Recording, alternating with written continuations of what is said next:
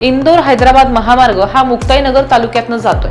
यामध्ये अनेक शेतकऱ्यांच्या जमिनी सुद्धा जात आहेत। या जमिनीचा योग्य मोबदला मिळावा म्हणून गेल्या 4 महिन्यांपासून शेतकरी आंदोलन करतायत। अखेर आज हे आंदोलन मोडत काढत पोलीस प्रशासनाच्या बंदोबस्तामध्ये इंदोर हैदराबाद महामार्गाच्या कामाला सुरुवात झाली आहे। आज 11 आंदोलनकर्त्या शेतकऱ्यांना पोलिसांनी ताब्यातही घेतलंय। उर्वरित शेतकऱ्यांनी मुक्ताईनगर पोलीस स्टेशन समोर घोषणाबाजी करत आंदोलन केलंय।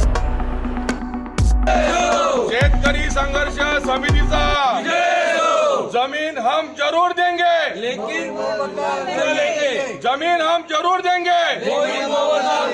शेतकरी संघर्ष समितीचा आज या ठिकाणी आंदोलन करत असताना आमच्यावरती इतकं प्रचंड दबाव आला शेतकऱ्यांवरती। म्हणजे आता काही दिवसा अगोदर आम्ही आंदोलन केले, आजही तेच परत चालू आहे।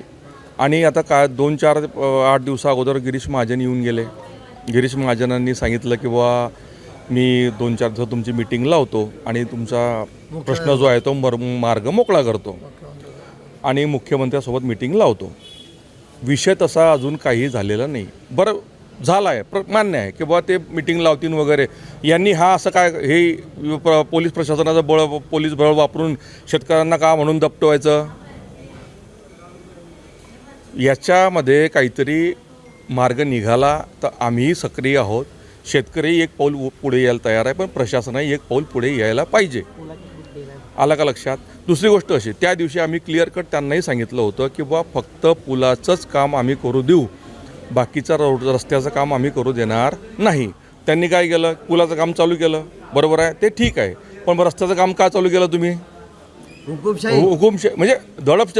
अक्षरशः शेतकऱ्यांचा जो आंदोलनाचा विषय हा पोलीस प्रशासनाच्या माध्यमातून दडपण्याचा विषय या ठिकाणी हा चालू केलेला आहे। जो शेतकरी अन्नदाता आहे या देशाचा, PM साहेब आपले मोदी साहेब काय म्हणतात की बाबा शेतकरी हा देशाचा आत्मा आहे आणि त्या आत्म्यावरच आज तुम्ही घात करताय। आज काय मागतोय तो शेतकरी? काय मागतोय तुम्हाला? त्या जमिनीचा योग्य मोबदला तोही तुमच्या कायद्यानुसार द्या, वरती नको द्या, बरोबर आहे। एवढं सगळं शेतकऱ्याच्या रास्त मागण्या असताना ही दडपशाही का, ही हुकुमशाही का? दुसरी गोष्ट अशी की का हो अजमल कसाबलाही फाशी द्यायच्या अगोदर त्याची शेवटची इच्छा तुम्ही विचारता, बरोबर आहे। एखाद्या दहशतवाद्याला जर एवढी सुविधा आहे, मग या देशातल्या शेतकऱ्याला काही बोलायचा अधिकार नाही आहे का?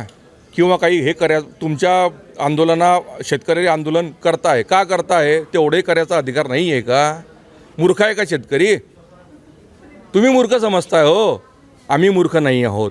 जोपर्यंत योग्य मोबदला कायद्यानुसार जोपर्यंत मिळत नाही तोपर्यंत आमचं आंदोलन चालूच राहणार आहे। तुम्ही शासनाने प्रशासनाने कितीही दडपण्याचा प्रयत्न जरी केला ना तरी आम्ही मागे सरणार नाही।